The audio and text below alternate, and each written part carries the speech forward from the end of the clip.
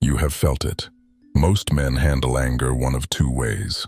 They explode and lose whatever they were trying to protect, or they suppress and carry the weight of everything unsaid until it finds another exit.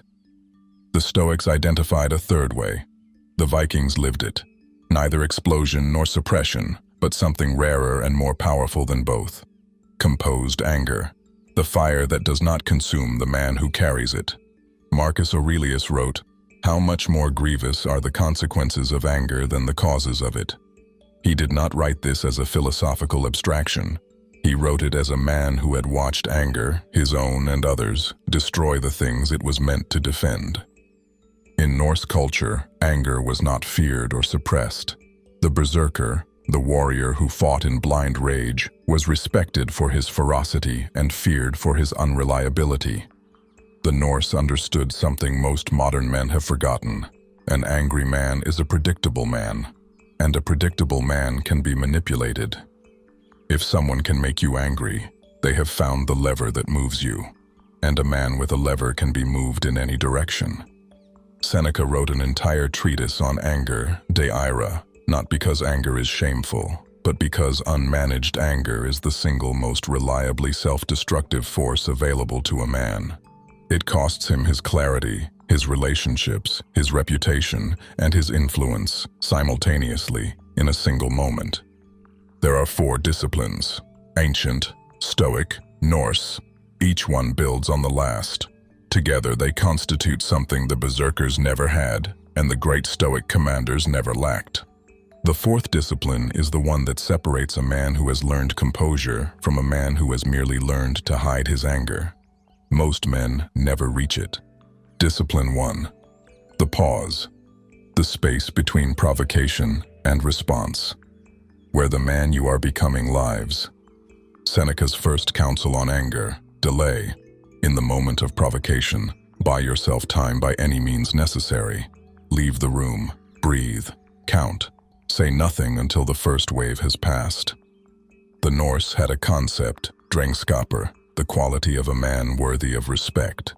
One of its defining attributes was not acting in haste. The man who requires time before he responds is not slow. He is deliberate, and deliberate men do not make the same mistakes twice. The pause is not weakness. It is the first act of power. Because the man who does not pause gives his enemy an immediate and complete picture of his interior state.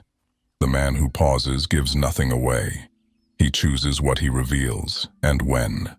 The pause is not weakness. It is the first act of power. Discipline 2. The examination. Ask what the anger is actually about. The answer is rarely what triggered it. Marcus Aurelius practiced what modern psychology now validates. Before acting on anger, examine its source. Not the trigger, the source. The trigger is rarely the cause. A man who explodes when his competence is questioned is rarely angry about the specific comment. He is angry about a belief he holds about himself, that he might not be good enough, which the comment momentarily confirmed. The anger is at his own fear, not at the person who voiced it.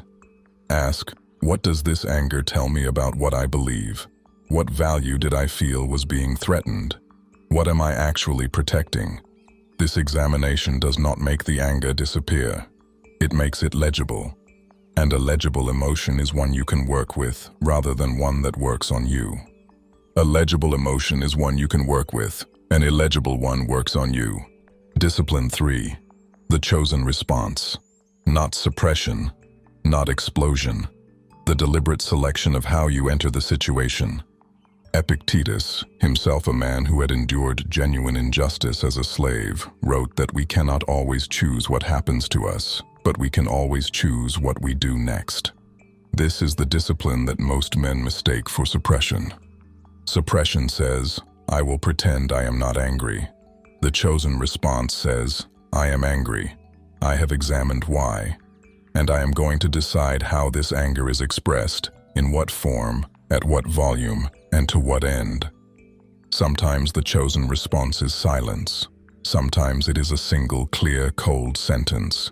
Sometimes it is a formal confrontation days later, when you are in full command of yourself and the other person has forgotten they gave you cause. The point is that you choose, not the provocation, not the emotion. You choose the response, not the provocation, not the emotion. You. Discipline 4. The conversion. What separates performed composure from genuine power. This is what separates a man who has learned to hide his anger from a man who has genuinely transformed it. The Stoics called this prohairesis, the faculty of choice, the will. They believed that any emotion could be converted into useful energy if the will directed it. Marcus Aurelius channeled his frustration with Rome's corruption into his meditations. Seneca channeled his anger at human folly into some of the most precise philosophical writing in history. The Viking warrior who felt rage before battle did not eliminate it. He converted it into the cold, focused aggression that made him effective rather than the hot, scattered rage that made him reckless. Conversion means finding a use for the energy that anger generates. Physical training, disciplined work, creative output, the writing of things that need to be written. Not venting, converting. The distinction is that venting releases the energy without purpose. Conversion applies it. The man who can do this with his anger has something most men spend their entire lives without. A source of reliable fuel that is replenished every time someone gives him cause to feel it. Venting releases energy without purpose. Conversion applies it. The berserker was feared. The composed warrior was obeyed. There is no version of a man's life where he will not be provoked. There is no relationship, no workplace, no public space, no family gathering where someone will not, at some point, give him cause to feel what you felt at the beginning of this video. The question is never whether the anger will come. The question is who is in command when it does. The pause, the examination, the chosen response, the conversion. 4 disciplines, ancient, tested, available to you now, not because anger is wrong, but because the man who commands his anger commands everything else that anger would otherwise destroy. The forge never stops, neither do you.